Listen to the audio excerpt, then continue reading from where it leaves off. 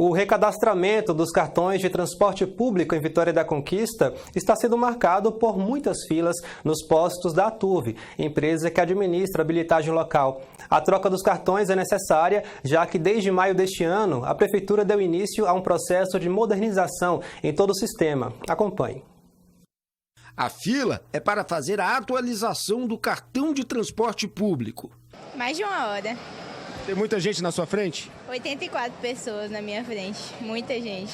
E muita gente aproveitou um intervalinho no horário do trabalho para tentar a sorte. Eu vim mais cedo, não consegui pegar a senha, não tenho tempo para vir, porque eu entro no meu trabalho 7 da manhã e saio 6 da tarde. Vim hoje, não consegui, já tinham sido acabadas as senhas e eu quero saber como que eu vou fazer, porque eu não posso ficar me ausentando do meu trabalho.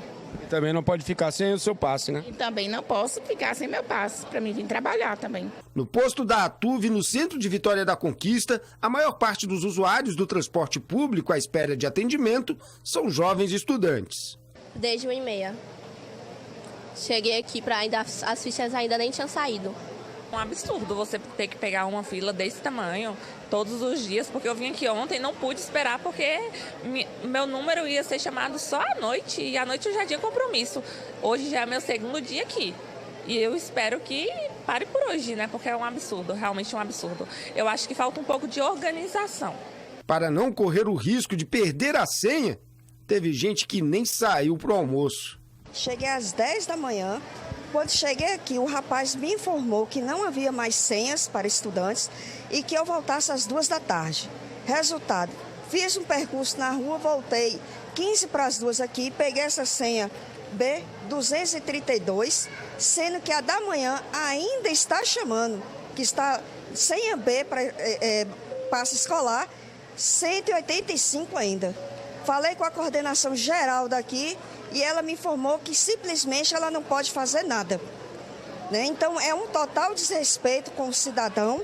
Tem pessoas aqui que eu sei que perdeu até trabalho hoje por conta para revalidar esse cartão. Isso é um absurdo.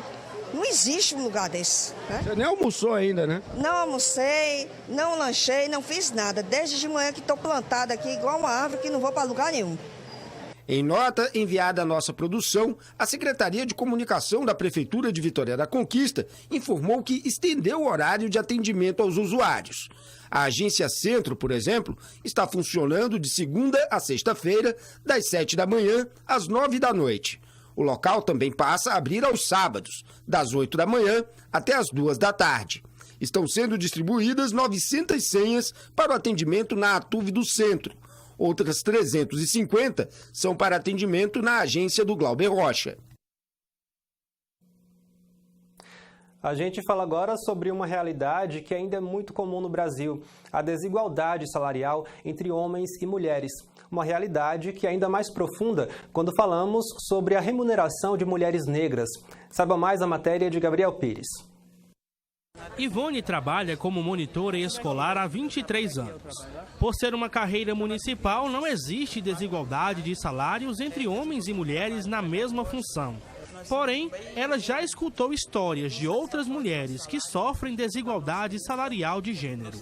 Eu acho que a desvalorização entre homens e mulheres é muito injusta no nosso país. Eu acho que o trabalho, já que, tipo assim, eu e você trabalham na mesma função. Se eu tenho que cumprir a mesma carga horária sua, se eu tenho que cumprir o mesmo trabalho que você faz, por que o salário tem que ser menor? Eu acho que é desumano. Segundo o IBGE, a diferença de remuneração entre homens e mulheres atingiu 22% no fim de 2022. Isso significa que uma brasileira recebe, em média, 78% do salário de um homem. Quando a mulher é negra, a desigualdade é aprofundada.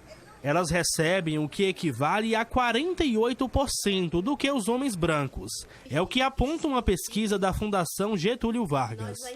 Hoje nós temos 92% de mulheres nas ocupações de serviços domésticos. Esses serviços domésticos englobam babás, cuidadoras de idosos, diaristas, enfim. E a gente percebe uma semelhança nas ocupações, porque, infelizmente, a maioria das mulheres negras continuam nessas ocupações elementares, nessas ocupações de serviços. Mesmo com os avanços no mercado de trabalho, com as políticas educacionais, as mulheres negras tem uma grande quantidade de mulheres que conseguiram acessar a universidade, mas que ainda assim, qualificadas, não conseguem acesso ao mercado de trabalho. E isso a gente sabe que tem raízes no racismo estrutural e institucional. Ainda segundo a economista, que pesquisa a relação entre mulheres negras e mercado de trabalho, a desigualdade é herdada do período escravocrata e da pós-escravidão, quando as mulheres ocupavam as funções de serviço doméstico. As mulheres negras, elas têm um processo diferente. Elas sempre trabalharam nesse país, desde o período escravagista. Então, quando há a abolição, o processo formal de abolição, as mulheres negras já trabalharam e continuaram trabalhando para poder manter os seus. Para combater a desigualdade histórica, a Câmara aprovou e o governo federal sancionou no mês de julho a lei que garante a igualdade salarial entre homens e mulheres. A nova legislação traz medidas para tornar os salários mais justos e aumenta a fiscalização para combater a discriminação de gênero no trabalho. A lei, na verdade, ela é um marco apenas simbólico para ter uma demonstração com relação a essa questão da equiparação salarial. Porque, assim, na CLT mesmo, mesmo antes da reforma trabalhista, já existia um dispositivo, que é o 461, que inclusive foi o foco dessa nova lei.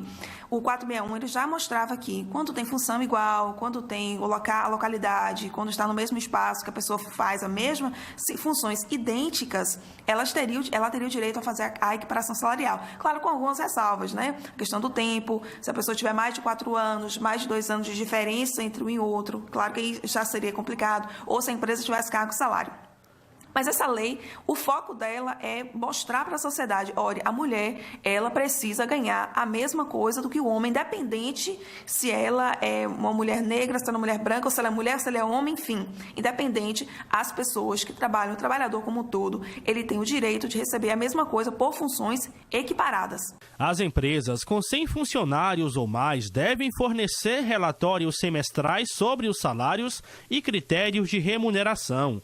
Caso haja alguma irregularidade, a empresa pode ser punida.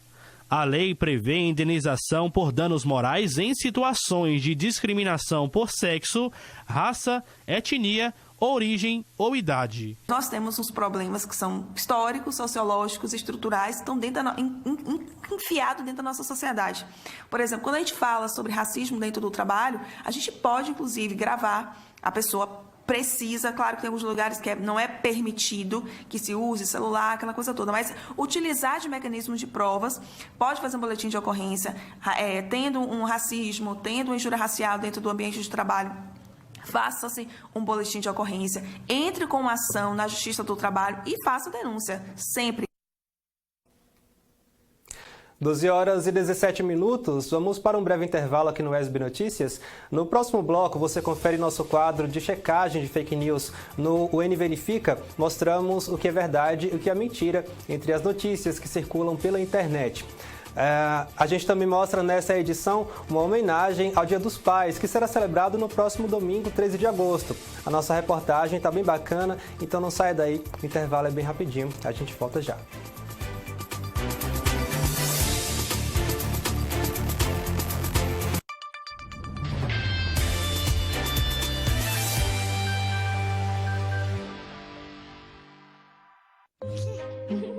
Crianças podem encontrar perigo aonde quer que elas vão. Às vezes no alto, às vezes no chão. De uma maneira ou de outra, aqui ou acolá. Onde mais o perigo poderá se ocultar? Você nem pode imaginar.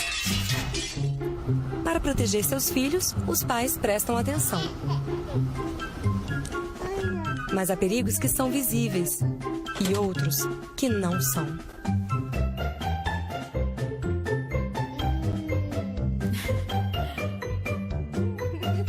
É impossível evitar os perigos que as próprias crianças procuram. Mas você pode sim evitar que os perigos as encontrem. Proteja sua criança. Vacine-a. Você pode salvar sua vida.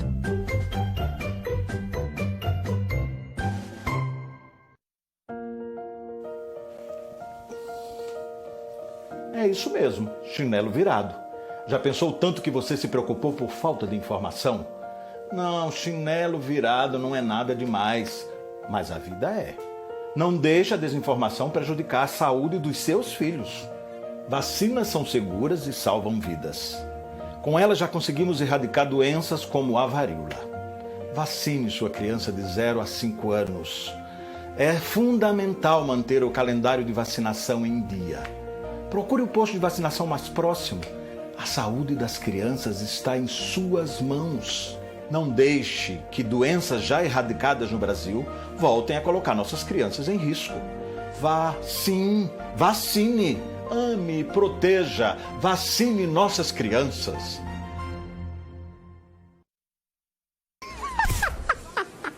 Vamos pra lá! O Joaquim tá perturbando o Lucas de novo. Corre lá! Filma isso! Que sinistro, Rafa! Até você? É o quê, véi? Ele não tá fazendo nada demais. Você acha mesmo que compartilhar essas coisas não é apoiar o bullying? Vai cair nessa bizarrice de bom moço, Rafa? Logo você, um cara cheio de atitude? Aí sim, o cara é brother. Peraí, Joaquim, deixa o Lucas em paz! Quando não existe plateia, não existe bullying. Seja brother. Uma campanha do Ministério Público do Estado da Bahia, Guardião da Cidadania. A partir de agora, você vai poder acompanhar a nossa programação ao vivo, de onde estiver e na hora que quiser, com o novo aplicativo da UESB FM. São 24 horas da melhor programação musical, cultural e jornalística, ao alcance da sua mão. Para baixar, busque o aplicativo pelo nome da rádio, UESB FM, na loja virtual do seu smartphone. Instale e aproveite o seu conteúdo favorito.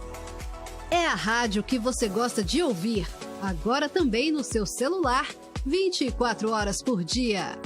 UESB FM. Informação, formação e conhecimento. O Bolsa Família voltou e voltou ainda melhor. Serão R$600 por família, mais R$150 para cada criança de 0 a 6 anos e mais R$50 para cada criança e adolescente entre 7 e 18 anos e gestantes. Novo Bolsa Família. Que bom poder estar contigo. De volta para reconstruir um Brasil com mais igualdade. Ministério do Desenvolvimento e Assistência Social, Família e Combate à Fome. Brasil, União e Reconstrução. Governo Federal. É isso mesmo. Espelho quebrado. Já pensou no quanto você ficou agoniado por falta de informação?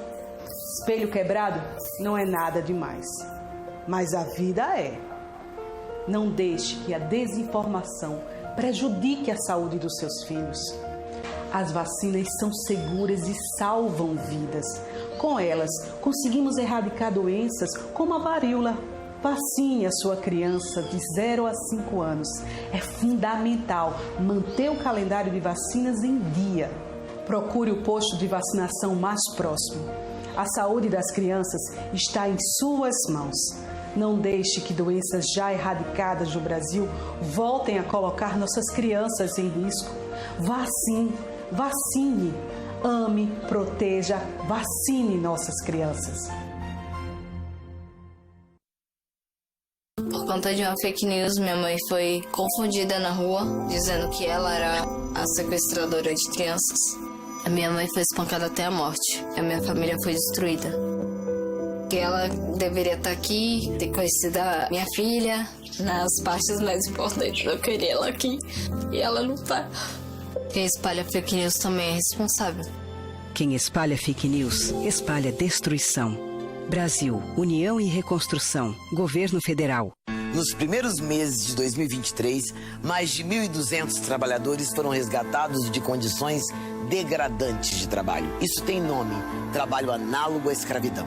O resgate só foi possível porque, de um lado, o governo federal intensificou a fiscalização e, do outro, houve um aumento das denúncias. Vamos juntos lutar por um trabalho digno e decente. Denuncie sempre que suspeitar. Disque 100. Brasil, União e Reconstrução. Governo Federal.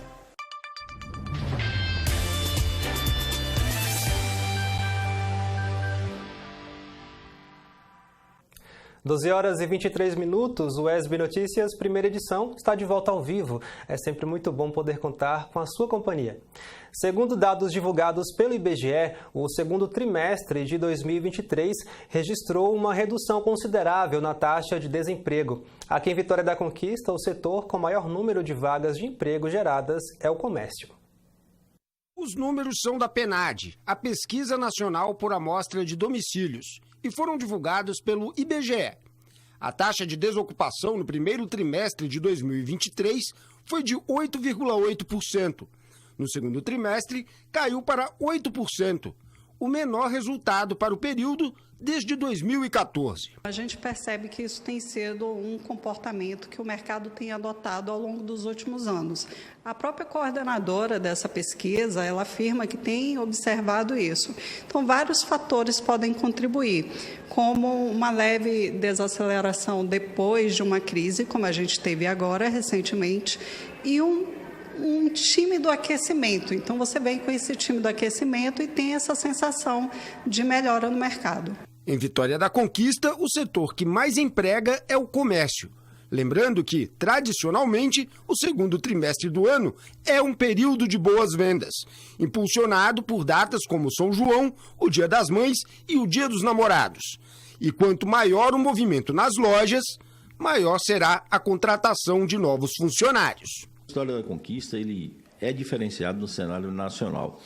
A gente observou que desde o dia aí dos namorados, mães e tal, culminando agora com São João, mais de 1.000 pessoas se adentraram ao mercado de trabalho, 80% disso se efetivaram, entraram logicamente temporariamente, 80% disso se efetivaram. Agora a gente tem mais uma data aí, né? Culminando com o Dia dos Pais e fechando com o Natal. Então, a gente acredita que em torno aí de 1.800 pessoas, fechando com o Natal, adentra o mercado de trabalho em Vitória da Conquista como comerciário, que é um setor mais forte que nós temos, tanto na nossa região, como também nacionalmente, que é o comércio em si. E o presidente do Sindicato dos Comerciários segue otimista para os próximos meses. Muito boa. Inclusive, é como eu falei, agora vem aí, logo sábado agora, Dia dos Pais, né? E culminando com o Natal. Então a gente tem uma perspectiva muito boa para a questão do mercado de trabalho em Vitória da Conquista. Outros setores também devem abrir novas oportunidades de trabalho nos próximos meses. Quem está de olho em uma vaga precisa estar preparado. Principalmente se qualificar, porque hoje a gente já tem vagas em aberto, né? O próprio CAGED também divulgou esses números, são mais de 1 milhão de vagas, eu não vou precisar agora, mas a gente tem vagas em aberto e o que a gente percebe muito é que não tem gente qualificada. Então, isso também faz com que eu mantenha essas vagas em aberto, sem ocupação, porque as pessoas não estão se qualificando. Então, se estão em casa e estão buscando recolocação no mercado com um salário melhor, o ideal é que busque qualificação. A missão da paternidade pode vir em qualquer etapa da vida. E apesar das distintas realidades, existe um desafio em comum entre os papais: criar com amor o filho que está para chegar. Vamos conhecer agora a história de homens que se tornaram pais muito jovens e outros já maduros, mas que enfrentaram os medos e encararam a tarefa da criação com grande dedicação. A reportagem especial é de Luiz Salviato e Thaís Patês. Eduardo tem 59 anos e acaba de ser pai. Léo tem 44 e já é vovô. Duas histórias que mostram os desafios da paternidade em épocas diferentes da vida. E a gente começa com a história de Leonardo. Ele recebeu a notícia de que seria pai aos 16 anos. Aquela idade em que a maioria de nós ainda está pensando no que vai fazer do nosso futuro, sabe? Pois no caso dele, o futuro se impôs. A sensação é sempre de medo, né? Medo, insegurança, que é normal, né? A gente avisou aos pais, tanto os meus como os dela. E dentro de mim, eu sempre tinha aquela questão da responsabilidade, um senso de responsabilidade muito grande, que eu não queria que minha filha fosse criada sem o pai presente. Apesar das dificuldades que tem, que são normais, né, ainda mais na idade que eu comecei, sem estrutura nenhuma, nem financeira, nem emocional, nem psicológica, mas a experiência foi boa, deu certo, vivemos muito bem, muito felizes e, como eu sempre digo, eu faria tudo de novo. E assim, o jovem Léo, ao lado de sua também jovem esposa, formaram uma família.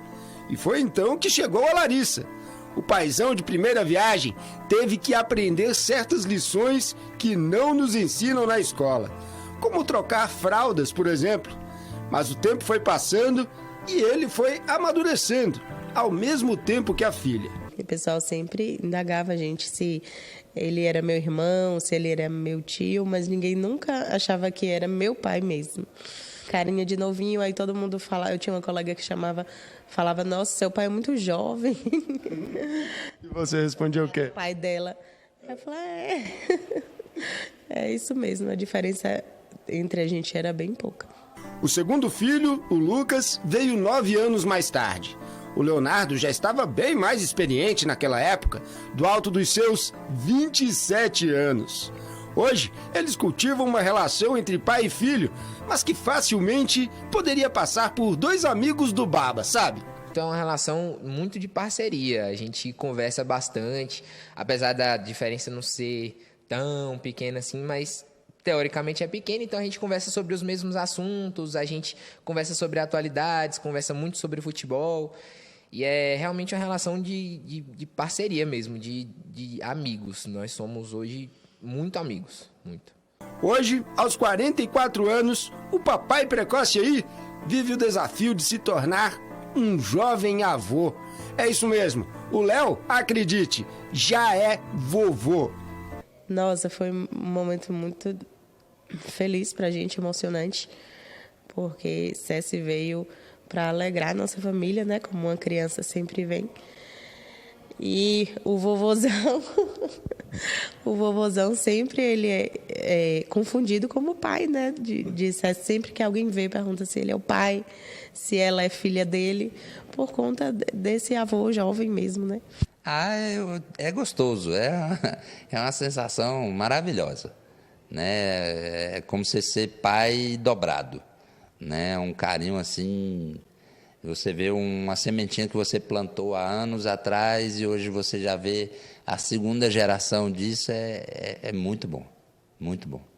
Claro que o Leonardo não foi o primeiro e nem será o último jovem a lidar com os desafios da paternidade tão cedo na vida.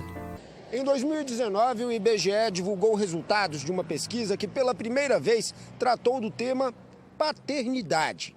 Os entrevistados foram todos homens com idade acima de 15 anos. E o resultado? Quase 65% deles disseram que já tinham pelo menos um filho. E quando o bebê chega mais tarde na nossa vida, hein? Papais maduros também precisam encarar grandes desafios. Quem conta pra gente é a repórter Thaís Patês. Em 2022, a notícia inesperada da chegada do quarto filho fez Eduardo se perguntar: aos 59 anos, terei que começar tudo de novo? Após uma conversa com seu pai, a dúvida ganhou um novo significado. Ganhei uma oportunidade de começar tudo de novo. Uma filha formando em medicina, o outro formado já em ciências contábeis e a mais nova já com 14 anos. Nós tínhamos nossos planos. E, na verdade, o que acontece é que a gente tem planos, Deus tem outro, né? E aí, Arthur? E mudou tudo, mas para melhor. Hoje, eu falo que a gente não consegue... Hoje a gente não consegue ver nossa vida sem ele. Acho que veio para trazer ressignificar a nossa vida, trazer novos significados. Eu acho que Arthur veio para isso. A novidade trouxe várias sensações: insegurança da paternidade tardia e do choque de gerações, o medo dos riscos da gravidez, já que aos 44 anos a esposa de Eduardo aguardava o início da menopausa. O processo foi difícil. Ao nascer, Arthur ficou 5 dias na UTI, mas tudo ocorreu bem. Hoje, ele já está com 5 meses e Eduardo já consegue refletir sobre ser pai em 4 décadas diferentes. Foram momentos bem distintos, né? O primeiro, eu tinha 19 anos, eu era muito jovem, e aquela ânsia de aproveitar e de viver, né? Depois, Ana Clara, eu tinha uma certa maturidade, e Maria Eduarda não. A Maria Eduarda já foi mais planejada, a gente já sabia o que queria, mas todos foram momentos importantes, né? Foram momentos de mudança de rumo, de mudança de sentido na vida, e a gente começa a perceber que tudo está certo. A gente aqui não entende às vezes, mas tudo está no lugar certo. Esse pensamento de Eduardo foi estimulado não só pela maturidade, mas também pelo seu pai, que faleceu em janeiro deste ano. Ele não teve tempo de pegar o rei Arthur no colo, como gostava de falar, mas foi quem tranquilizou Eduardo ao saber da vinda de Arthur. O mesmo legado que recebeu do pai, Eduardo quer deixar aos filhos: Fábio, de 40 anos, Ana Clara, de 25, Eduarda, de 14 e Arthur. Eu recebi dos meus pais isso, né, que você tem que deixar, primeiro, né, valores. E o principal deles é o respeito. Respeito às escolhas, às diversidades, respeito aos seres humanos, respeito às leis, respeito aos idosos. Quem respeita tem tudo, né? Acho que é o principal legado, e educação. É o que eu falo, o que eu posso deixar para meus filhos é isso. É o legado de exemplo, né? De exemplo, de valores e educação. O que dizer do meu pai, né? É o maior exemplo de caráter e honestidade que eu tenho na minha vida, e eu não me canso de falar isso para ele. É sempre bom reafirmar isso. E o maior ensinamento que ele passou para mim é que um líder, seja ele de uma empresa ou de uma família, que ele é um guardião de valores, né? A gente negocia chegar mais tarde em casa, ir para um show, uma festa, uma viagem, mas valores não são negociáveis. E isso eu carrego para mim e para minha vida. Você faz parte de tudo que eu sou. E quanto tem de Eduardo e Ana Clara, de Ana Clara e Eduardo, você sabe de absolutamente tudo. Eu sou muito grata porque você me deu toda a base para que eu pudesse voar, sempre tendo a certeza de que eu tenho para onde voltar. E sempre vou ter para onde voltar. Eu te amo muito, você é meu porto seguro. Mais um dia dos pais que a gente vai estar separado, mas você sabe que meu pensamento e meu coração estão aí com você. Um beijo grande. Pai aos 19, pai aos 33, pai aos 45 e hoje pai do Arthur, aos 59 anos. 4 gerações diferentes e o mesmo amor de pai. Eduardo, qual mensagem você gostaria de deixar para que o pequeno Arthur veja no futuro? Filho, meu amor por você é infinito. E, olhe, valorize tudo que o dinheiro não pode comprar, que você será um homem rico, rico de saúde, de amigo, valorize sua família e respeite todos.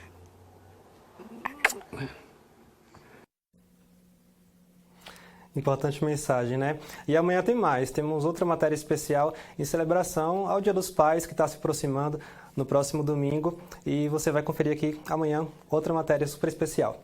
A gente confere agora a previsão do tempo. Saiba como fica o tempo e a temperatura para Vitória da Conquista e outras cidades da região sudoeste.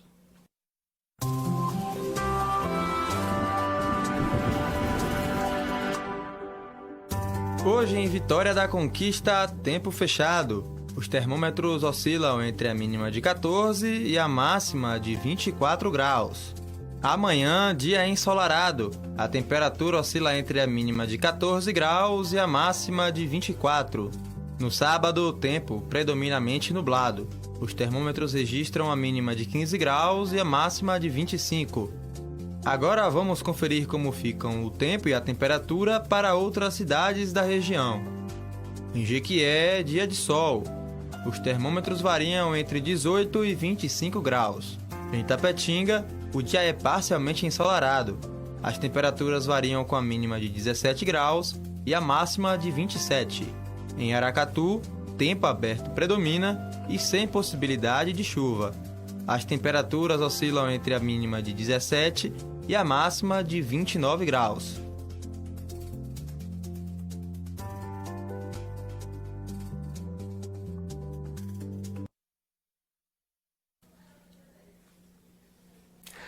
Bom, eu converso agora com o repórter Gabriel Pires, que vai conversar com a professora Sônia Castella, ela que é professora titular da Faculdade de Educação da USP e também autora do livro A Conquista, e vai falar um pouco para a gente sobre esse trabalho.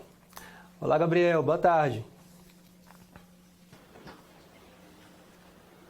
Oi, Mário, muito boa tarde para você que está nos acompanhando aqui no ESB Notícias, primeira edição. É isso mesmo, viu? Essa obra foi lançada no ano passado e é um livro de geografia voltado para o Ensino Fundamental 2. Nós estamos aqui com a professora Sônia Castella, professora titular de Educação da USP em São Paulo. Professora, muito boa tarde, seja bem-vinda ao ESB. Professora, quais aspectos a senhora aborda nesse livro que foi recentemente lançado? Boa tarde. Boa tarde a todos. Esse livro foi lançado, foi feito para o PNLD, né, 24. É um livro que leva em consideração, inclusive, as dificuldades que têm os alunos pós-pandemia. Portanto, a linguagem é uma linguagem bem acessível, nos contextos geográficos, com atividades de grupo, individuais, que colocam o aluno para pensar, mas também para escrever, para ler, né? Mas na verdade, criando condições para um professor dar uma aula bacana de geografia, ajudar mesmo o professor e também ajudar o aluno a aprender e gostar, né? Eu quero que os alunos terminem o 9º ano gostando muito de geografia. Nós estávamos conversando antes de entrar aqui no ar, a senhora destacou que o livro ele traz aspectos atualizados sobre a geografia brasileira, né? Sobre os aspectos sociais do Brasil. Isso, ele é um livro que traz dados de 22, 21, a gente fez um trabalho de pesquisa muito grande para poder ter essa qualidade dos dados e informações. Claro, algumas informações de 2019. Em relação ao Brasil, nós tivemos bastante dificuldade, mesmo assim a gente conseguiu muita coisa que a gente queria, né, no IBGE, em outros sites que nos favoreceu a isso. E as imagens, né, as fotografias, os textos jornalísticos ou os textos mais de literatura, enfim, tudo está muito atualizado, os infográficos para poder ajudar o aluno a entender as coisas de uma forma mais fácil, enfim. Inclusive, professor, essa obra que eu vou pedir Davi para mostrar aqui para a gente, A Conquista, livro de geografia que foi lançado pela professora Sônia, ele foi selecionado para o Plano Nacional do Livro Didático. Professores do Ensino Fundamental 2 podem ter acesso e escolher essa obra para as suas aulas. Sim, ele é um livro que traz temas muito atuais, porque você tinha perguntado o que mais, né, ele tem de novidade. Ele traz temas bem atuais, como e vai falar de futebol, vai falar de game, vai tratar de cultura coreana, coisas que o professor pode estimular, né, o aluno a trabalhar. Inclusive, professora, hoje a senhora vai realizar uma roda de conversa aqui na UESB, né, às 19 horas, para debater aspectos da geografia urbana, das várias áreas da geografia. Isso. Eu aproveito essa propaganda para não só convidá-los, mas para agradecer a professora Andrexa, da UESB, que teve essa generosidade, né, de me chamar, e a professora Luciana também, para que eu possa fazer essa roda de conversa, convidando todos os professores da rede, né, para participar desse evento do Grupeg na UESB, que vai ser muito interessante poder conversar sobre metodologias, sobre o livro, sobre dúvidas que os professores tenham a respeito de práticas que a gente possa estimular o aluno a ler e escrever. Ok, professora, muito obrigado pela entrevista. Parabéns pelo lançamento da obra A Conquista, livro sobre geografia, que foi lançado no ano passado e está no Plano Nacional do Livro Didático e pode ser escolhido aí por professores do Ensino Fundamental 2. Volto ao estúdio. Obrigado, Gabriel, pelas informações.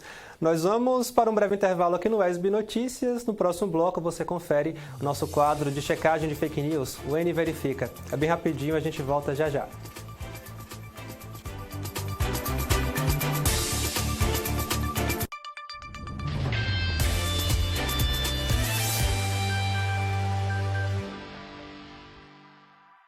Por causa das fake news, nós acreditamos que a Covid era somente uma gripe. Por isso, acabei perdendo toda a minha família. Esposa, irmão gêmeo, sogra e sogro. Minha esposa estava grávida de 8 meses. Era a realização do sonho dela. Ela lutou muito para ser mãe. E hoje eu tenho que criar meu filho sozinho e tenho certeza que se não fosse as fake news, a minha família estaria aqui ainda. Quem espalha fake news, espalha destruição. Brasil, União e Reconstrução, Governo Federal. É isso mesmo, chinelo virado. Já pensou tanto que você se preocupou por falta de informação? Não, chinelo virado não é nada demais, mas a vida é. Não deixe a desinformação prejudicar a saúde dos seus filhos. Vacinas são seguras e salvam vidas. Com elas já conseguimos erradicar doenças como a varíola. Vacine sua criança de 0 a 5 anos. É fundamental manter o calendário de vacinação em dia. Procure o posto de vacinação mais próximo. A saúde das crianças está em suas mãos. Não deixe que doenças já erradicadas no Brasil voltem a colocar nossas crianças em risco. Vá, sim, vacine, ame, proteja, vacine nossas crianças. Os casos de dengue, zika e chikungunya estão aumentando em todo o país. Mas quando aumentamos a prevenção, diminuímos o problema. Quando aumentamos a informação, diminuímos os focos. Quando aumentamos a atenção, diminuímos o risco de mortes. Em caso de febre, dor de cabeça, dores no corpo e nas articulações, coceira e manchas na pele, procure uma unidade básica de saúde. Quando aumentamos os cuidados, diminuímos os riscos. Brasil unido contra a dengue, zika e chikungunya. Ministério da Saúde, Brasil, União e Reconstrução, Governo Federal. Ei você, você que não votou nem justificou a ausência nas eleições? Sabia que dá para regularizar sua situação eleitoral pela internet? É só acessar o site do TSE, clicar em autoatendimento do eleitor e resolver sua pendência. Regularizou? Resolveu! Justiça Eleitoral, a justiça da democracia. O Bolsa Família voltou e voltou ainda melhor. Serão R$600 por família, mais R$150 para cada criança de 0 a 6 anos e mais R$50 para cada criança e adolescente entre 7 e 18 anos e gestantes. Novo Bolsa Família. Que bom poder estar contigo. De volta para reconstruir um Brasil com mais igualdade. Ministério do Desenvolvimento e Assistência Social, Família e Combate à Fome. Brasil, União e Reconstrução. Governo Federal. Uma parceria entre TVs e instituições públicas de ensino superior do Nordeste brasileiro traz até você informações sobre inovação e o desenvolvimento de pesquisas científicas que fazem diferença no seu dia a dia. Universiência, todo sábado às 2h30 da tarde, aqui na sua TV UESB, canal 4.1.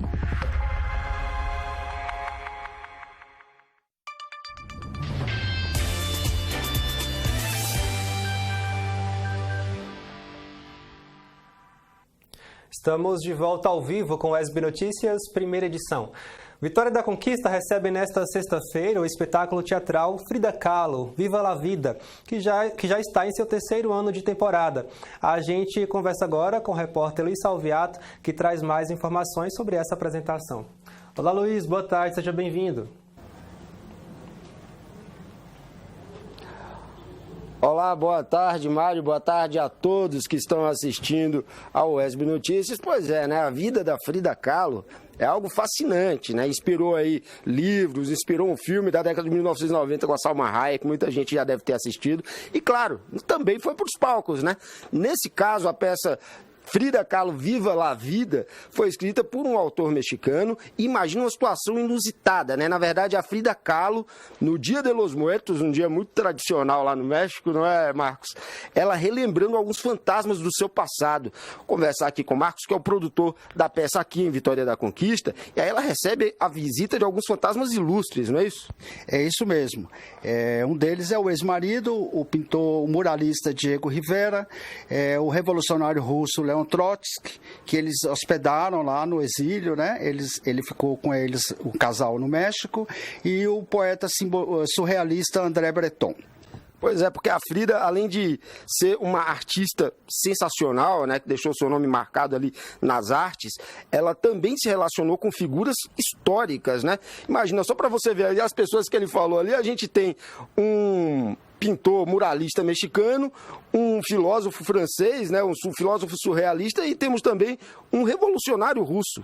Sim, ela, desde nova, ela procurou participar de movimentos, e aí ela acabou se envolvendo com muitas pessoas que faziam parte da elite intelectual, da elite política do México e no contexto mais geral de toda a América mesmo, porque ela também chegou a morar nos Estados Unidos, conheceu pessoas importantes nos Estados Unidos. Ela teve um papel muito importante em termos de movimentos artísticos e políticos na época no México. E hoje é um ícone feminista, né? Um ícone feminista, porque inclusive no seu tempo, ela, por si só, pela sua própria existência, ela foi uma verdadeira feminista, né? Uma mulher que, apesar de muitos problemas de saúde, ela, desde criança, ela era muito doente, teve um acidente terrível com ela indo para a escola quando tinha 18 anos de idade, mas ela nunca se deixou abater, ela sofria muito com dores e com toda aquela aparelhagem que ela tinha que usar, mas ela enfrentou tudo com muita coragem, ela trabalhava, ela apesar de pertencer a uma família que podia, sei lá, ela podia viver da situação social dela, que era um pouco, vamos dizer assim, entre aspas, privilegiada, ela foi uma mulher trabalhadora e uma mulher que sempre pautou questões de gênero, de raça, de classe nos seus trabalhos. Marcos, vamos falar um pouquinho da peça. Foi escrita por um autor mexicano, o nome dele é Humberto Robles, e está vindo aqui para o Brasil sob direção do Cacá Rossetti. Cacá Rossetti, que é um nome importante do teatro, criador da companhia Ornitorrinco, não é isso? Isso mesmo. Ele, inclusive, é o diretor da peça. O Humberto Robles é o autor vivo atualmente mais montado do México. Ela comprou esses direitos e já está no terceiro ano de temporada, uma temporada vitoriosa, né? E quem vive a Frida é a atriz Cristiane Trisser. Isso mesmo, eu não citei o nome, né? A Cristiane Trisser comprou esses direitos e fez a montagem e já está no terceiro ano de temporada e ficou muito feliz de vir para a Vitória da Conquista, quando eu fiz o convite nas redes sociais, porque ela pretende trazer essa peça para fazer uma turnê, né, como se dizia, aqui no Nordeste. Ela nunca tinha vindo com um trabalho de teatro e ela conhece a nossa cidade, conhece a Vitória da Conquista e ficou muito feliz de começar por aqui. É uma peça que dialoga com todo mundo, né? Claro, as mulheres podem ter uma ligação mais intensa com a figura da Frida Kahlo, mas a vida dela, a história dela, conta um pouco da história do século XX, né? Exatamente. É uma peça que inclusive, não só para homens e mulheres, mas também para jovens. A classificação indicativa dela é de 14 anos. E o pré-adolescente, assim, que tiver um pouco menos de 14, também pode ir, porque quando for acompanhado dos pais. Ela traz todo esse contexto da época em que ela viveu, né? Então, de certa maneira, toca algumas questões que ainda estão presentes e relembra outras que enriquece o repertório do espectador que for prestigiar o espetáculo. Perfeito. Então vamos fazer o convite. A peça Frida Kahlo, Viva la Vida, vai ser encenada amanhã, dia 11 de agosto, às 7h30 da noite, no Centro de Cultura Camilo de Jesus Lima. Tá feito o convite, né, Marcos? Isso mesmo. Gostaria só de reforçar. Você pode comprar o ingresso na bilheteria do teatro ou então no Simpla pela internet. Sejam todos muito bem-vindos. Aguardamos vocês lá amanhã. Muito obrigado. Eu que agradeço. Volto contigo no estúdio, Mário. Obrigado, Luiz. Bom, e agora aqui no SB Notícias você confere o quadro O N Verifica, nosso espaço de checagem de fake news com Manuela Cipione.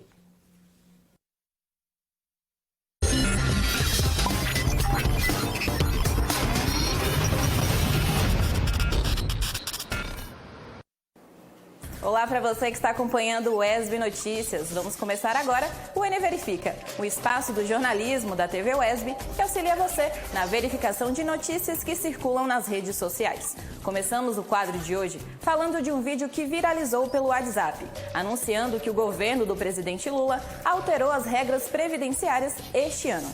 A mudança permitiria a antecipação da aposentadoria para mulheres de baixa renda e com mais de 50 anos. Porém, as informações presentes no vídeo não são verdadeiras.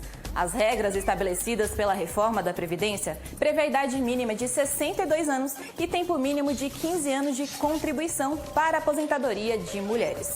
Em nota, o INSS informou que não existe norma que permita a antecipação da aposentadoria para mulheres acima de 50 anos. A reforma da Previdência foi aprovada durante o governo do ex-presidente Jair Bolsonaro, em 2019, e foi decretada pelo Congresso Nacional no mesmo ano. Antes da reforma, mulheres e homens podiam se aposentar com 30 e 35 anos de contribuição, respectivamente, sem a exigência de uma idade mínima. Foi divulgado em um site e também pelo Twitter uma fake news relatando que o chefe da ONU tinha pedido a legalização da pedofilia e o cristão que não concordasse seria excluído da sociedade. E como já era de se esperar, a notícia é falsa. No boato, a pessoa que aparece na foto não se trata de um membro da ONU, e sim de Vitor Madrigal, um perito independente que também não fez tais comentários. O tom alarmista do boato e a não citação dos nomes são mais características comuns da fake news, que tem o intuito de causar desordem. A ONU não defende a pedofilia e o perito teria comentado foi que todos têm direito à liberdade religiosa, além de pedir respeito às pessoas LGBTQIAP+. Uma outra informação que tem circulado pelo WhatsApp é um vídeo que mostra um trecho de uma primeira reunião ministerial do governo Lula, realizada em janeiro deste ano. Na legenda da publicação, diz que o vice-presidente Geraldo Alckmin confessou uma suposta fraude nas eleições por parte de Lula. O texto informa ainda que, após a declaração do vice, mandou desligar as câmeras que transmitiam a reunião ao vivo. Porém, a informação é falsa. O trecho da transmissão no qual o vice-presidente afirma que nunca observou um uso e abuso da máquina pública, como ocorreu na última eleição, foi tirado de contexto. Na verdade, Alckmin fazia críticas à conduta eleitoral do ex-presidente Jair Bolsonaro, apesar de não citá-lo nominalmente. Além disso, não há nenhuma evidência que o atual presidente ordenou o encerramento da transmissão da reunião após a fala do vice-presidente. E como diz o post falso, o registro ao vivo é encerrado após a fala do Alckmin. Bem, por hoje é só. Se você recebeu uma informação duvidosa nas suas redes sociais, mande pra gente que o ESB Notícias verifica pra você. Basta entrar em contato conosco pelo WhatsApp 77-3424-8766. E lembre-se, combata a fake news e não compartilhe e sempre verifique. Até a próxima!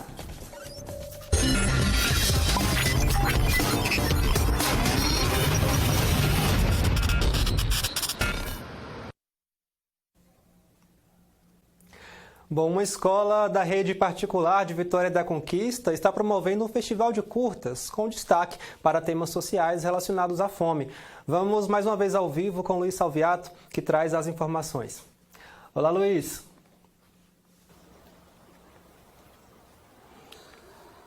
Olá, Mário. Muito bacana essa iniciativa, né, de fazer com que esses jovens se aprofundem num tema que é tão importante para a gente entender o próprio Brasil, né, que é a fome. Vou conversar aqui com a professora Luciana Pinheiro, que é entusiasta desse projeto e a coordenadora. Foram 14 curtas-metragens, não é isso, professora? E abordando vários aspectos da fome. Que aspectos são esses? Nós abordamos, dentro desses 14 curtas, desde a insegurança alimentar até questões voltadas à saúde mental. Então, a gente trata as questões da feminização da fome, porque tantos lares de mulheres existem, são os lares que mais passam fome, mais estão em situações de vulnerabilidade, porque essas mulheres muitas vezes tiram de sua boca para alimentar os seus filhos. Tratamos também sobre a bulimia, a anorexia, né, que está diretamente relacionado também às questões da segurança alimentar. Tratamos realidades dos movimentos migratórios, desde uma migração voltada do sertão até hoje os refugiados, né? Uma questão histórica até hoje, na atualidade, as questões dos refugiados. Então, muitos temas foram trabalhados, né, com os nossos estudantes, desde pesquisas, desde estudos, né, formação, teoria, né, e a prática também. Professora, agora é um tema, né, que sendo abordado com os jovens adolescentes ali de uma escola particular, inclusive uma das mais tradicionais escolas particulares aqui de Vitória da Conquista. Mas eu imagino assim que seja um tema um pouco distante da realidade desses jovens, né? Como é que a escola fez para inseri-los dentro desse tema que é a fome? Era um dos principais objetivos, né? A gente trazer uma realidade social para dentro dos nossos estudantes, para a reflexão e para a conscientização. Então, esses estudantes eles puderam vivenciar a prática também, desde aí hospitais, né? Nós tivemos grupos de estudantes que foram a hospitais doar sopa, levar sopa para aquelas pessoas. Nós tivemos estudantes que foram às ruas de Vitória da Conquista, entregaram alimentos às pessoas que vivem em situação de rua. Então, eles tiveram despertar a consciência de que hoje a gente tem quase 100 mil pessoas em Vitória da Conquista que passam fome. Entenderam que a gente tem média de 10% da população mundial que estão em fome, né? Olha que bacana, né? Porque a escola tem que proporcionar isso também, né? A vivência, essas pessoas faz um curta-metragem sem saber as técnicas por trás do audiovisual. E quem teve a tarefa de ensinar cinema a esses jovens foi o meu querido Micael Áquila, que está aqui com a gente também. Como foi essa experiência de ensinar aqueles jovens a fazer cinema? Olha, o desafio deste ano foi justamente incorporar a linguagem cinematográfica na produção do projeto da segunda unidade, né? E escolhemos o gênero documentário justamente para provocar essa aproximação entre os alunos, né, que faz parte de uma outra realidade, com essas temáticas que a gente está conversando aqui, né, a questão da fome.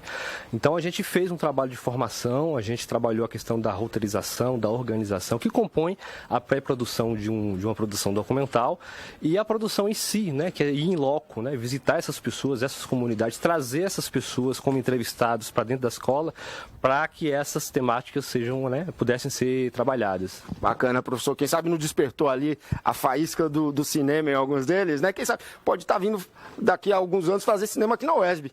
Professora, só para encerrar rapidamente, vamos fazer um convite para quem está em casa? Então, vamos convidar toda a comunidade educativa, hoje às 19 horas, no auditório do nosso colégio, a exibição de 7 curtas-metragens e amanhã também, às 19 horas, com a exibição de mais 7 documentários. Professora, muito obrigado, professor. Mário, volto contigo ao estúdio. Obrigado, Luiz. Boa tarde, bom trabalho para você. O UESB Notícias, primeira edição, fica por aqui. Para rever os nossos telejornais, acesse o nosso canal no YouTube. Outras informações você confere no UESB Notícias, segunda edição, às 6h30 da noite, com Marcelo de Souza. Muito obrigado pela sua companhia, uma ótima tarde e até amanhã.